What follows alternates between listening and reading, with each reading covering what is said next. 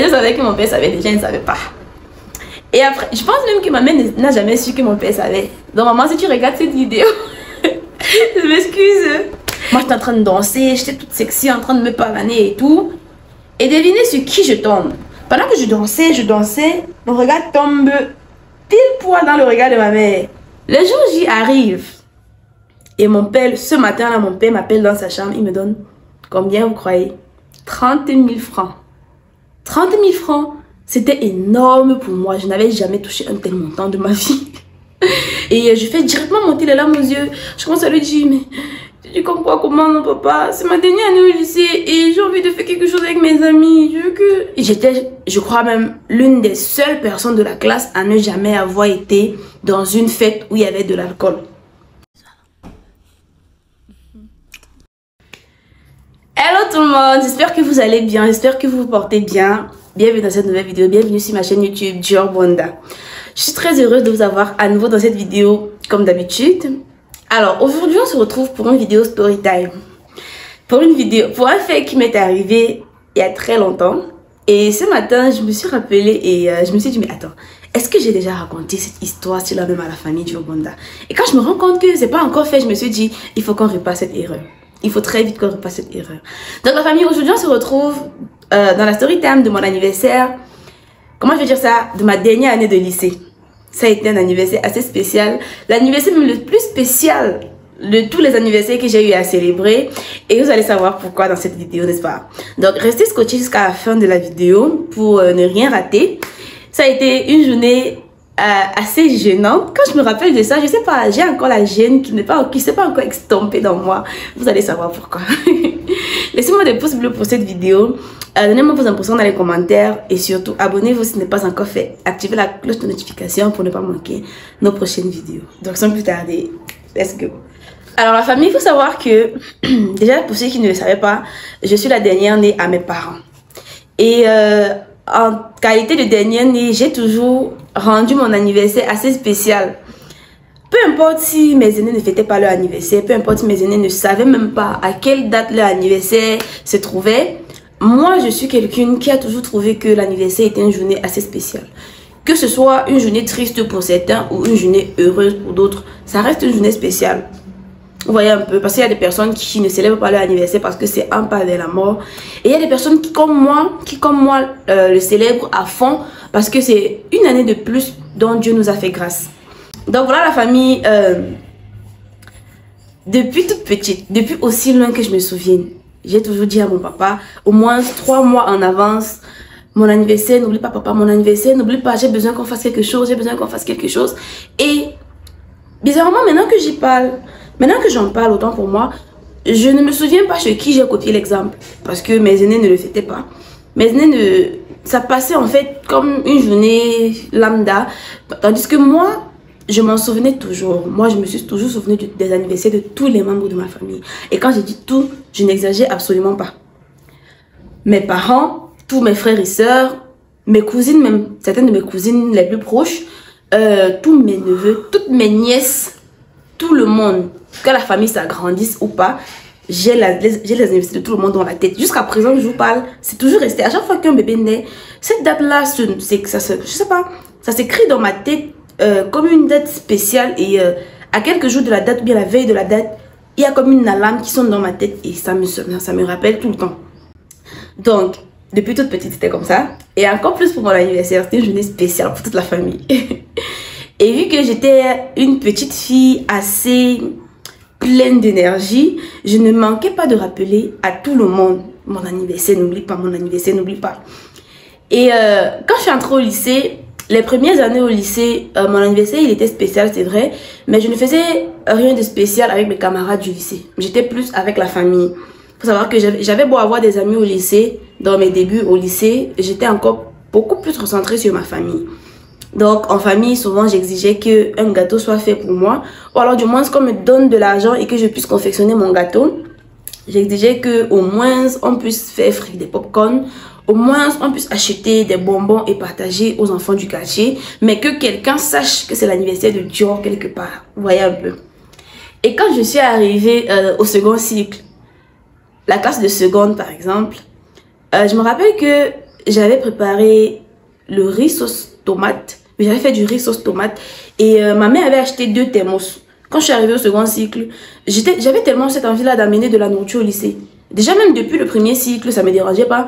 Parce que souvent, j'avais pas suffisamment d'argent. J'avais même pas d'argent pour m'acheter à manger à la cantine. Et j'avais très faim. On faisait des kilomètres à pied pour arriver au lycée. C'était pas évident de passer toute une journée au lycée sans rien à manger et de faire encore des kilomètres retour après. Avec aucun argent et tout. Aucun sou.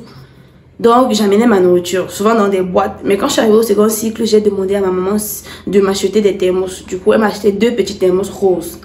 Un tout petit peu plus grand et l'autre un peu plus petit. Les jours où je voulais amener une petite quantité de nourriture, je mettais dans le petit thermos. Les jours où je voulais amener une grande quantité de nourriture, je mettais dans le moyen thermos et la sauce dans le petit thermos. Ou alors, je mettais tout simplement dans le moyen thermos. Et j'avais toujours 2 ou 3 plats au fond de mon sac. J'avais un très gros sac à dos dans lequel il se fourrait tout. Que ce soit eau, que ce soit parapluie, que ce soit blouson, que ce soit plat pour manger. Parce que je ne mangeais pas seule. Je peux pas amener une grande quantité de nourriture au lycée et manger seule. J'avais un cercle d'amis qui se régalaient avec moi. Donc, en seconde, j'ai amené du riz sauce tomate. Et je crois que c'était des biscuits pour ceux qui n'auront pas pu manger du riz. Donc j'ai amené, j'ai partagé, on a mangé, on a un peu festoyé pendant la grande pause et tout. Et les souvenirs sont restés parce que dites-vous que ce sont mes anciens camarades qui m'ont rappelé ces souvenirs et j'ai eu envie de partager avec vous. En classe de première, je crois que ma maman avait fait le marché. Elle m'avait proposé de faire des gamelles. Donc elle et moi on a fait des gamelles. On a acheté du poisson. J'ai coupé du plantain au champ. Il y avait quoi d'autre? Les biscuits et les bonbons. J'ai fait frire le plantain toute la soirée. Et le matin, je me suis levée très tôt. J'ai fait frire le poisson. J'ai mis dans les gamelles avec les biscuits et les bonbons. Et un jus par personne que j'ai mis dans un gros sac que j'ai transporté de chez nous au lycée. Quand je dis des kilomètres, c'est au moins 5 kilomètres à pied. J'ai amené tout ça au lycée et j'ai partagé avec mes camarades de classe. Ça, j'ai pu partager à toute la classe. Parce qu'en classe de première, nous n'étions pas nombreux. On devait être à peu près 18 ou 23 élèves. Je ne sais plus trop. Mais on n'atteignait pas 25 élèves. Donc ça a suffi pour tout le monde. En terminale, parce que c'est ça le sujet de cette vidéo.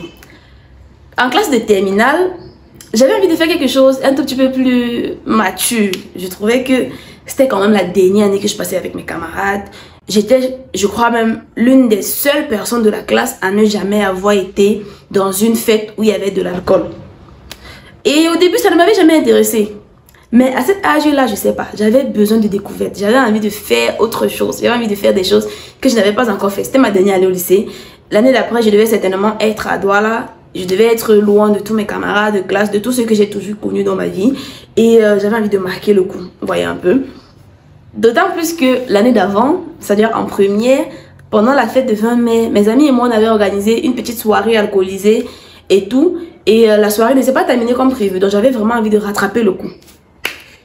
Sauf que j'allais dire à ma mère comment que je vais organiser une soirée où il y aura de l'alcool. Je ne pouvais pas.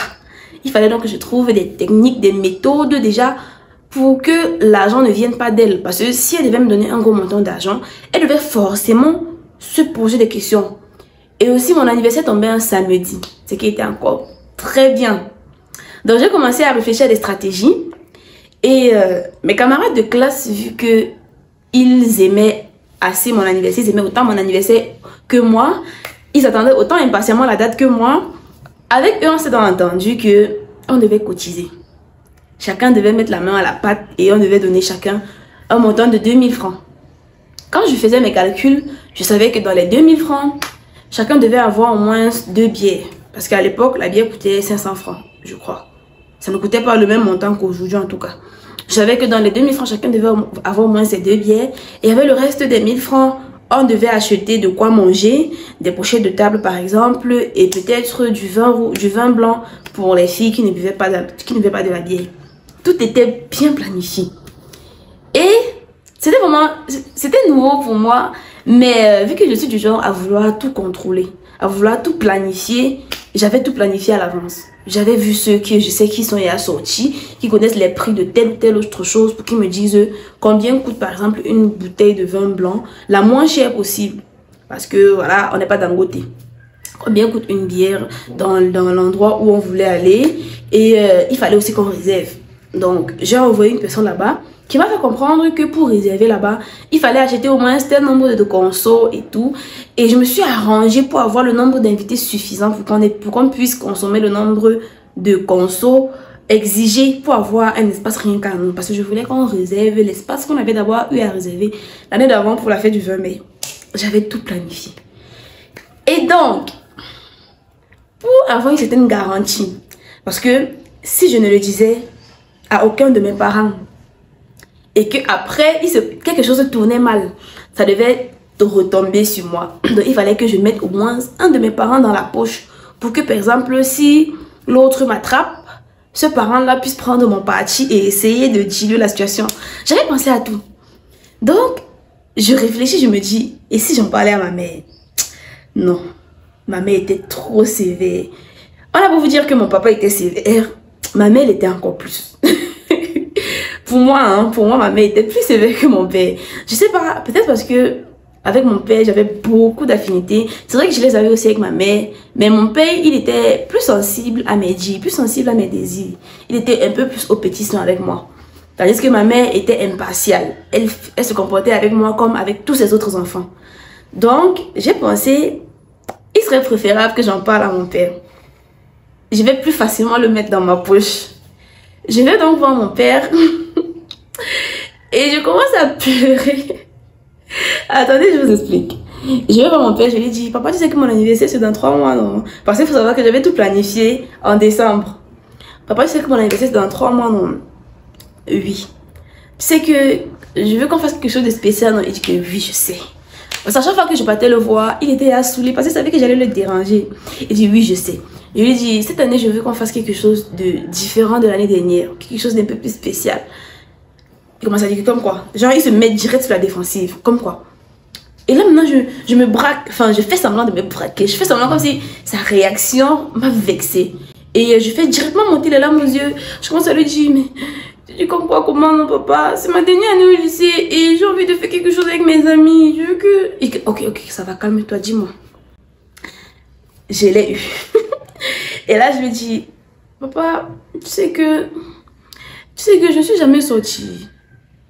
Je dis ça comme si c'était un crime, comme si c'était quelque chose de...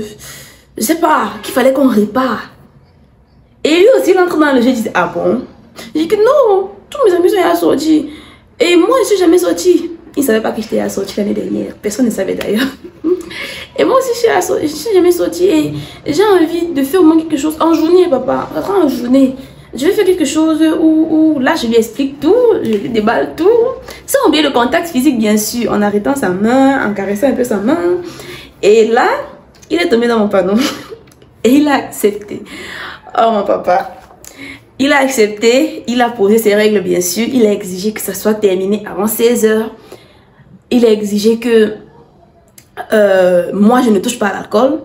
C'est chose que j'ai d'ailleurs respecté. Au début, je lui ai dit, si tu touches, tu vas savoir comment. Il m'a dit que t'inquiète, si tu touches, je vais savoir. Et il a raison, si j'avais touché, il aurait su. Et il a fixé ses règles et tout. Et on les a respectées, bien sûr. Et voilà. Il a même demandé à quel endroit ça devait se tenir. Et je lui ai dit l'endroit. Apparemment, il connaissait même l'endroit. Il s'est dit, bon, ok, ça peut passer. Dites-vous que l'une des raisons qui m'a même motivée à le dire à mon père plutôt qu'à ma mère, c'était le fait que mon père, il est assez connu. Il était assez connu dans la région de l'Ouest, je ne sais pas pour ailleurs, mais en tout cas, à l'Ouest, tu ne pouvais pas faire quelque chose sans que mon père ne soit au courant. Il était au courant de tout. Quand tu lui présentais par exemple un ami, il te demande, l'ami vient de quelle zone? Quand tu lui dis la zone, jamais il pose la question à l'ami pour savoir, tu es le fils de tel? Et il le voyait juste à chaque fois. Je pense que c'est peut-être parce que il était chef chantier en bâtiment, qu'il avait eu à visiter pas mal de zones pour des chantiers et que finalement il connaissait pas mal de monde. Ça doit être ça. Donc, je ne pouvais pas le faire sans que mon père ne sache. Donc, il valait mieux que je lui dise de moi-même. Il était d'ailleurs le plus facile à convaincre. Donc, mon père accepte et je lui dis, papa, c'est toi qui vas me donner l'argent. Il dit que quoi? Il dit que c'est toi qui vas me donner l'argent. Il a commencé à pleurer. Il a dit combien? Il dit 50 000. Il dit combien? 50 000. Et quand sors de ma chambre, sors de ma chambre. Il m'a chassé, je suis partie. Mais il savait que je l'avais dans la poche. Le jour J arrive. Et mon père, ce matin-là, mon père m'appelle dans sa chambre. Il me donne, combien vous croyez? 30 000 francs. 30 000 francs, c'était énorme pour moi. Je n'avais jamais touché un tel montant de ma vie. Et en plus de cela, c'était plus énorme que le montant que mes camarades et moi avaient cotisé. Lui ne savait pas que mes camarades et moi avaient cotisé. On l'avait fait. Et le montant qu'on avait cotisé était moins grand que celui-là. Donc, ma soirée était assurée. Je savais que je pouvais gérer les imprévus en grande, en big boss et tout. On s'en va là-bas. Le matin, qu'est-ce que j'ai dit à ma mère? Enfin, en avance, j'avais dit autre chose à ma mère. J'avais dit à ma mère, j'ai organisé une soirée balade avec mes amis. Enfin, un après-midi balade avec mes amis. Je ne suis jamais allée à Bafoussam. Et ils vont me faire visiter Bafoussam. On va marcher un peu, voir les coins, s'arrêter un peu, manger un snack et tout. Bref, on va se balader entre amis, quoi. Et elle a accepté. Même en acceptant, elle était assez sceptique, mais elle a accepté. Ce jour-là, donc, ma mère et moi, ma mère devait aller au marché. C'était un jour du marché, un samedi, c'était le jour du marché. Ma mère devait aller au marché. Elle a donc décidé qu'elle et moi devions sortir ensemble de la maison. Je pense que c'était parce que elle voulait vérifier que c'est vraiment à Bafoussam que je me rendais. Mais moi, j'avais mon plan dans la tête. Vu que je savais qu'elle devait aller au marché, j'ai fait comprendre à mes camarades que on va commencer vers 12 h. Le temps que ma mère puisse faire son marché et rentrer. Parce que l'endroit où se tenait ma fête, c'était à l'arrondissement. Genre au marché de Banjoun. À l'endroit où ma mère devait aller faire le marché. Mais comme elle croyait que j'étais à Bafoussam, il ne fallait pas qu'elle sache que j'étais à l'arrondissement en fait. Peu importe. Même si je devais lui dire autre chose, il ne fallait pas qu'elle sache. Parce que si je lui dis que je suis en balade à Bafoussam et qu'elle me retrouve à l'arrondissement, elle va devenir, comment je vais dire ça? Elle va plus me croire. Peu importe ce que je dis, elle va plus me croire. Elle va chercher anguille sous roche. Et elle va finir par savoir que je lui ai menti depuis le début. Donc, il fallait même pas qu'elle soupçonne que je partais à l'arrondissement. Elle et moi, donc, on sort de la maison ensemble. On arrive, comment je vais dire ça? À l'axe entre Banjoun et Bafoussam. Et ça devait être la séparation de nos chemins. Elle voulait me mettre dans le taxi pour Bafoussam avant de s'en aller à l'arrondissement. Quand j'y pense, en vrai c'est normal. Elle ne pouvait tout de même pas me laisser en route et partir. Donc elle stoppe le taxi et moi là je commence à lui expliquer que moi, comme tu vois, avec mes amis, on va d'abord se retrouver. Le point de rencontre, c'est notre lycée. Donc on va d'abord se retrouver au lycée avant d'aller à l'arrondissement, avant d'aller à Bafoussam plus tard. Pour que nous soyons tous là avant de prendre la route. Par exemple, moi je ne connais pas la ville. Si je dois m'arrêter à Bafoussam, je vais m'arrêter où? Et elle comprend. Enfin, mon excuse d'abord était très bien. Et j'avais d'abord planifié avec mes amis qu'on se retrouve d'abord au lycée. Elle dit, bon, ok, je vais donc te mettre sur la moto qui va te laisser directement à ton lycée. Et dans là-bas, tu attends tes amis, ça se déroule comme prévu. J'ai dit, d'accord, maman. Et j'avais un petit téléphone, Choronko, à l'époque où il fallait les SMS. Donc, je pouvais l'appeler, lui écrire s'il y avait un imprévu ou pas. Je m'en vais donc au lycée. Avec mes camarades de classe, on a tourné, en attendant que ma mère finisse de faire son marché. Dès que j'ai jugé que ma mère avait certainement fini de faire son marché, nous sommes allés pour l'arrondissement. Erreur. On arrive à l'arrondissement, on va dans le petit coin qu'on avait réservé pour ma fête. Et une fois là-bas, je vais acheter, je vais à la boutique, parce qu'il y avait la boutique d'un tonton où ma maman avait l'habitude de m'amener lorsqu'on allait faire les courses. Vous savez, quand on partez faire les courses et que vous avez plusieurs sacs à transporter, en général, lorsque vous avez une boutique que vous connaissez, vous laissez certains sacs là-bas pour terminer le marché. Donc, c'est chez le tonton là qu'on laissait nos sacs. Pour moi, c'était quelqu'un de confiance, chez qui je pouvais aller acheter ce que j'avais à acheter parce que je ne voulais pas risquer de partir chez quelqu'un et on me frappe. Je suis allée chez le tonton acheter les mouchoirs de table et les verres, les verres en plastique jetables pour boire et tout. J'arrive, je lui achète. Et pendant que je sors pour rentrer, je croise un cousin à moi. Un cousin à moi avec qui j'avais l'habitude de passer les vacances au village et tout. Et je ne savais pas qu'il était à l'ouest. Ça faisait genre quoi 6 ans, 7 ans qu'on ne s'était pas vu. Et quand je l'ai vu, j'étais assez contente de le revoir. Et lui et moi, on a commencé à parler et tout. Il me dit, actuellement je suis ici, je fais un petit commerce pour m'en sortir et tout. Et toi, qu'est-ce que tu fais? Et là, moi, je lui fais confiance. Il était jeune comme moi. Je ne savais pas qu'il allait me trahir. Je lui explique donc que moi, je suis venue fêter mon anniversaire avec mes amis. Je lui indique même l'endroit où nous étions. Je lui demande même de nous rejoindre s'il finit de vendre tôt. Ok. Et quand je finis de faire ça, je remonte rejoindre mes camarades. J'achète du porc rôti dans un grand plateau. Je prends les mouchoirs de table, je vais dans la salle, on se met à manger. Parce qu'il fallait pas qu'on boive sans manger. On se met à manger et tout. Et la fête commence. On est en train de danser, on est en train de festoyer. C'était trop bien, c'était trop bien. J'ai coupé mon gâteau, on a ouvert une petite bouteille de champagne. On a commencé à faire la fête quoi. Moi j'étais en train de danser, j'étais toute sexy, en train de me pavaner et tout. Et devinez sur qui je tombe. Pendant que je dansais, mon regard tombe pile poil dans le regard de ma mère. La gêne.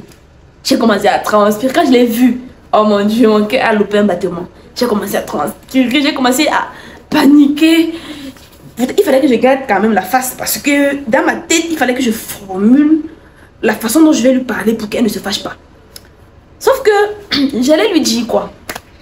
Que nous sommes allés nous balader à Bafoussam, arrivé, on a annulé la balade, on a décidé de venir. J'allais lui dire quoi? Ça se voyait que la salle dans laquelle on était réservée.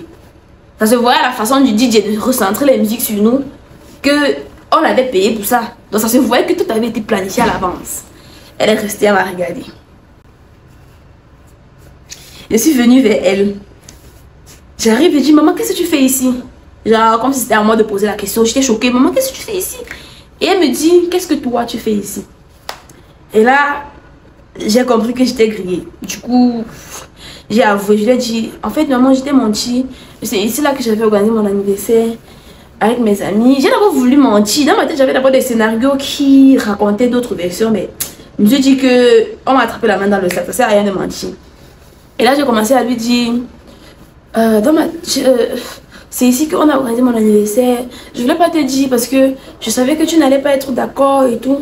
Et je voulais à tout pour fêter mon anniversaire. C'est la dernière fois que je fête mon anniversaire. J'ai commencé à jouer de mes talents de Benjamin. Et elle a dit, ok, ne rentre pas après 16 h. Bizarrement, la même heure que m'a dit mon père. Et ensuite, elle m'a dit, ne dis pas à ton père. Parce que si tu lui dis, tu sais qu'il va te finir, non? J'ai dit, ok, maman. Et je savais que mon père savait déjà, il ne savait pas. Et après, je pense même que ma mère n'a jamais su que mon père savait. Donc maman, si tu regardes cette vidéo, je m'excuse.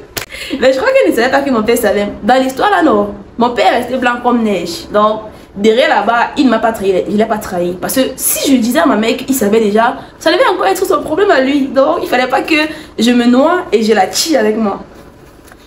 Et là, je demande à ma mère, maman, comment tu as su? C'est là qu'elle me dit, elle me raconte donc que elle avait laissé son sac chez le tonton que je connais là. Elle était allée faire, je sais pas si c'était un retrait d'argent pour son transport ou bien quoi d'autre, je sais pas trop. Elle est revenue donc pour porter son sac. Elle a croisé notre cousin. J'ai pas envie de dire son nom, c'est qu'il pourrait. J'ai pas envie de dire son nom dans la vidéo. Elle a croisé notre cousin, qu'elle a salué et tout. Elle n'a même pas eu besoin de poser la question. Notre cousin a directement dit, ah j'ai vu Yvette, ça faisait un bail que je l'avais pas vu. Elle lui dit, là ça tic. Elle dit quoi? Tu l'as vu? Il dit oui, oui, je l'ai vu. Elle est à tel endroit en train de fêter son anniversaire. Elle m'a même demandé de venir. Gang, gang, gang. Elle n'a pas attendu la fin de la phrase pour monter me retrouver. Donc en gros, c'est ce qu'elle m'a expliqué et tout. Et là, j'ai eu comme une, je sais pas. J'ai commencé à répéter pourquoi j'ai parlé. Pourquoi? Mais c'est pas là, c'est pas tout. Je finis mon anniversaire et le soir quand je rentre à la maison, je suis en train de me frotter les mains. Dites-vous qu'à 16 h, c'est là que certaines de mes amis sont arrivés. Sauf que moi, il fallait que je rentre. Ils ont essayé par tout le monde de me faire rester. Je ne pouvais pas rester parce que à la maison, si je restais, j'allais continuer de rester là-bas une fois parce que je n'allais pas pouvoir rentrer à la maison. J'allais rentrer, j'ai dit quoi? Alors qu'on m'a dit ne rentre pas avant 16 h. Après 16 h. J'arrive dans la maison. Ma mère, le pire en fait, c'est que ma mère n'a pas parlé de ce qui s'est passé. Est-ce que vous savez comment... Est-ce que vous savez la punition que ça te donne quand tu fais quelque chose, tu t'attends à ce qu'on te blâme, à ce qu'on bavarde, à ce qu'on crie sur toi et on ne dit rien. Ça pique le cœur, donc ça fait mal. Alors là, tu as ce besoin-là d'être parfaite dans tous les points pour qu'on n'ait rien à te reprocher. Je sais pas, tout un tas d'idées se passe dans ta tête, il y a tellement de scénarios qui tournent dans ta tête. Tu as même peur que pendant ton sommeil, on t'étouffe parce qu'à l'heure là, tu ne sais pas ce qui t'attend en fait. Et c'est ce qui m'est arrivé. Je suis rentrée à la maison, ma mère n'a rien dit. Elle m'a demandé, vous êtes bien amusé? Oui. Elle n'a plus rien. Elle n'a même plus fait allusion à ça. Je n'ai rien compris. Ma mère que je connais là, je savais que quand j'allais rentrer, il devait avoir ma chicotte derrière la porte. Je savais que quand j'allais rentrer, je devais avoir un lot de tâches ménagères pour, comment je dis ça, pour me rattraper. Mais elle n'a rien dit, elle n'a rien fait. Pendant des semaines, j'ai attendu enfin le moment où elle allait craquer et m'affliger la punition. Mais elle n'a rien fait, elle n'a rien dit. Et c'est passé comme ça. Jusqu'aujourd'hui, quand j'en parle à la famille, je ne sais pas si elle m'a fait quelque chose et que je n'ai pas su. Je ne sais pas s'il m'est arrivé peut-être quelque chose là-bas à la maison et que c'est ma mère qui m'avait fait me punir et que je n'ai pas su. Parce que je refuse de croire que c'est passé comme ça. Je refuse. Donc en gros voilà, mon père n'a jamais parlé de ça. Hein. Il n'a même pas demandé si c'était bien passé. Il m'a regardé le lendemain matin comme ça là, il est parti au travail. C'est fini comme ça. Et que personne n'a parlé de ça. Moi je n'ai pas compris en fait pourquoi ils ne m'ont pas parlé de ça. Mon père n'a même pas vérifié si j'avais bu de l'alcool ou pas. Rien, c'est passé comme ça. Et je n'ai jamais compris. Je suis restée terrifiée, terrorisée pendant des semaines, voire même des mois. Et je crois que ça a été vraiment la dernière fois où j'ai fêté mon anniversaire, où j'ai organisé avec des amis et tout. C'était la dernière fois. Après ça, mon anniversaire s'est passé en comité restreint pour certaines fois.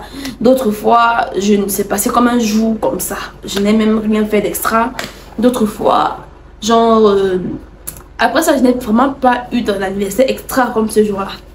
Donc, c'était vraiment un jour spécial. Et mes parents m'ont soutenu pour ça. J'ai l'impression qu'ils savaient que après ça, j'allais me calmer. J'ai l'impression qu'ils savaient que c'était mon âge, qu'il fallait que je le fasse et qu'après je verrais qu'il n'y avait rien dans ça. Après, je verrais que c'était rien. Parce que j'ai toujours rendu mon anniversaire spécial et eux, ils m'ont toujours suivi dans mon délire. J'ai l'impression qu'ils savaient qu'après quelques années à faire cela, l'envie va me passer. Et ils avaient raison. Ça s'est un peu estompé avec le temps. Je ne le vois plus de la même façon que je le voyais avant. Mais ça ne reste pas moins un jour spécial pour moi. Et je pense que je ressens cette année-ci là ce besoin de festoyer mon anniversaire.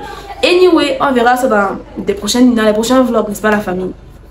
Voilà, c'était tout pour la vidéo. Ce matin, j'étais en train de repenser à ça et j'ai pensé à vous raconter.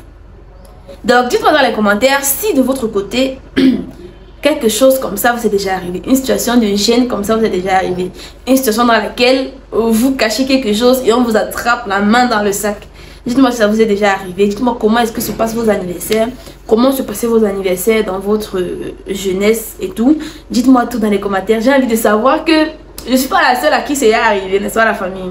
Voilà, donc dites-moi tout dans les commentaires. Et n'oubliez pas de me laisser des pouces bleus en l'air pour cette vidéo pour m'encourager. Abonnez-vous surtout et activez la cloche de notification si ce n'est pas encore fait pour ne pas manquer nos prochaines vidéos.